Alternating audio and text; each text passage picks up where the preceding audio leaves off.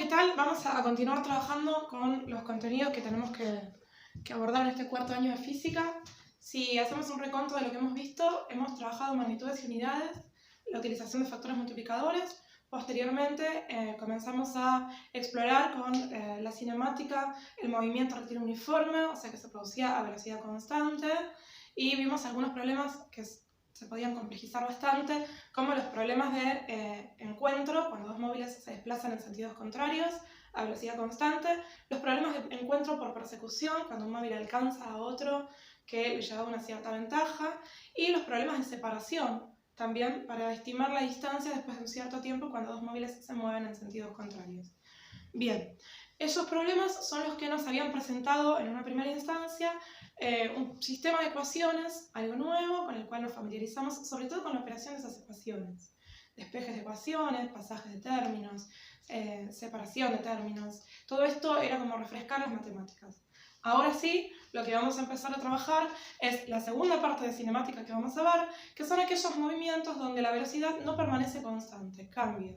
Hay algo que aclarar, los movimientos de la vida cotidiana nuestra no ocurren a velocidad constante, están afectados por una aceleración. Entonces lo primero que vamos a definir es qué es lo que se entiende por aceleración. Estamos viendo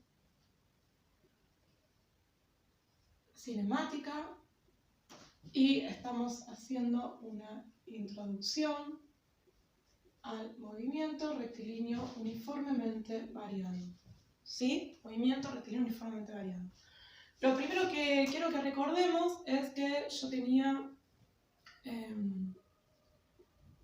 una ruta, un recorrido que era en línea recta, unos tiempos, a uno que llamaba tiempo inicial, ¿sí? T sub 0, que lo definía como el 0, el momento cuando yo prendo mi cronómetro, y un tiempo de interés que es el tiempo t.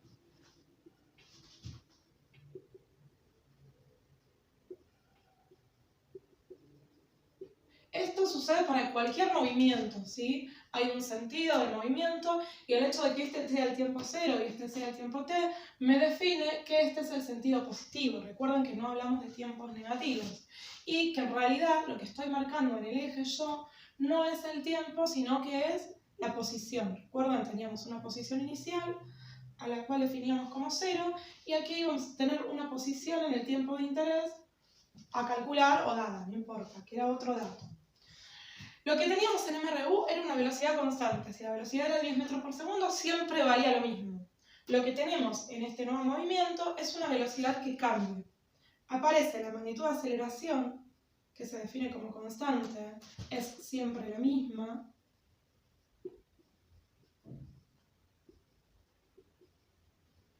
Pero ella aparece por un cambio en la velocidad.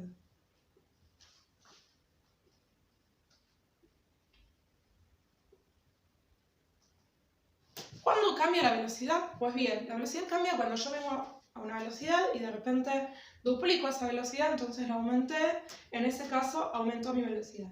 La velocidad cambia cuando yo vengo a una velocidad y de repente disminuyo la velocidad a la mitad, por el motivo que sea, porque, no sé, se me cayó algo al piso y me agacho para levantarlo, en ese caso disminuí mi velocidad. Pero también hay un cambio de velocidad cuando yo voy en un sentido y regreso. ¿Sí? Si yo voy en un sentido y regreso, por más que vaya con el mismo valor de velocidad, 10 metros por segundo, si regrese a 10 metros por segundo, hay un cambio de velocidad porque recordemos, algo que no hemos podido explorar mucho, pero que la velocidad es un vector, por eso representamos el autito seguido o impulsado por esa flecha, y la velocidad al cambiar de vector, al cambiar el sentido del vector cambia, aunque su módulo, su valor sea el mismo. También tengo un cambio de velocidad cuando me freno. Cuando el móvil por algún motivo se frena y luego vuelve a arrancar, por ejemplo en un semáforo. ¿Sí? En la mayoría de los movimientos, en todos les diría, porque la velocidad constante es un ideal que se plantea para estudiar el movimiento, en todos los demás, que no son ideales, que son reales, la velocidad varía. Y por lo tanto aparece el factor aceleración. Lo que vamos a definir ahora es qué es la aceleración.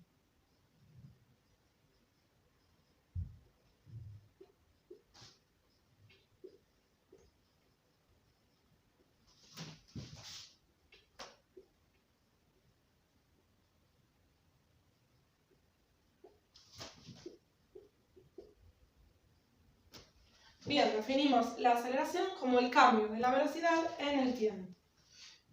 Vamos a ver cómo a nivel ecuación representamos esto. Estudiamos la situación entre dos tiempos, t y t0. Entonces la aceleración, que recordemos es constante, como lo era antes la velocidad del MRU, es igual a la velocidad en ese tiempo t menos la velocidad en el tiempo t0 dividido t menos t0. ¿Vemos? Es muy similar o análoga a la ecuación de velocidad del MRU. A no confundirla y a pensarla. ¿Por qué es esto? La velocidad del MRU era el cambio de posición en el tiempo. Entonces yo calculaba la velocidad como la posición final menos la inicial sobre el tiempo final menos el tiempo inicial. Ahora la aceleración es el cambio de velocidad en el tiempo. Por lo tanto se calcula como el cociente entre la diferencia de la velocidad final menos la inicial y el tiempo final menos el tiempo inicial. Hasta ahora es algo bastante lógico, ¿sí? Ahora vamos a ver cómo se transforman las ecuaciones de posición y la ecuación de velocidad para una partícula cuando efectivamente hay aceleración. Aparecen nuevos factores. Vamos a plantear la ecuación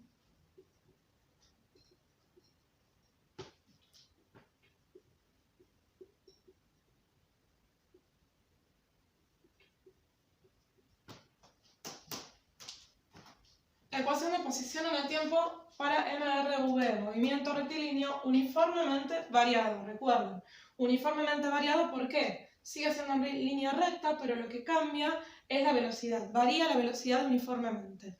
La aceleración de este movimiento permanece constante. Aceleración constante, velocidad, ya no es v como la poníamos antes, sino que ahora es v de t, porque varía en el tiempo. ¿Sí?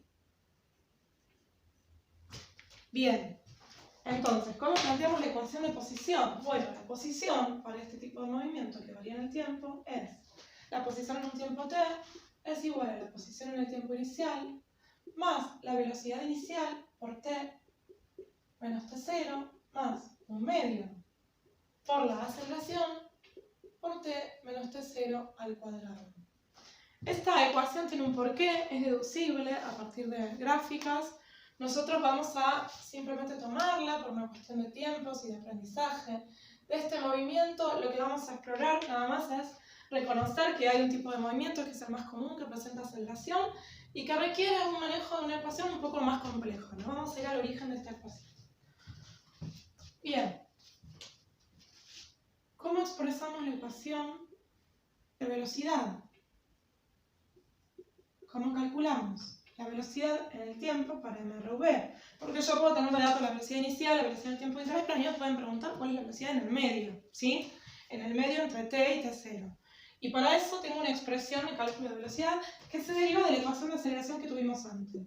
Puedo despejarla de ahí, ¿sí?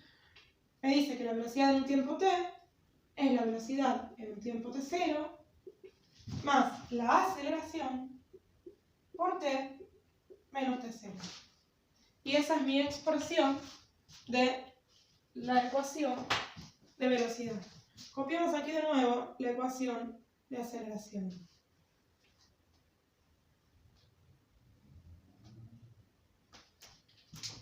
¿Cómo manejamos la ecuación de aceleración? Dijimos que la aceleración era igual al cambio de velocidad en el tiempo.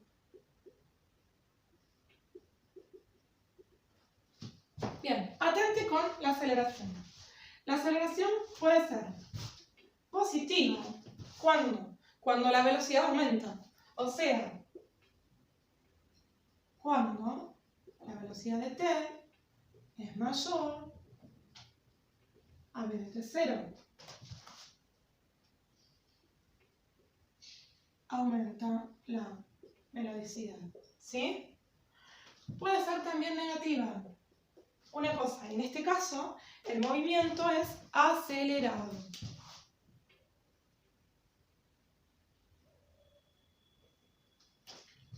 Cuando la velocidad va a ser negativa, cuando el móvil se frene o disminuya su velocidad, o sea, cuando v de t sea menor a v de t0. ¿Sí?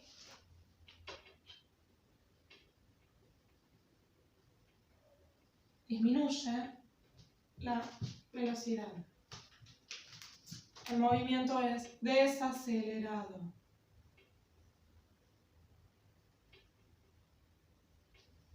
¿Estamos? Esto es muy importante porque a veces se les va a decir el móvil tiene una aceleración de tanto y ustedes tienen que ver si frena o si aumenta su velocidad para asignarle signo a la aceleración. ¿Sí? Entonces no es un detalle menor.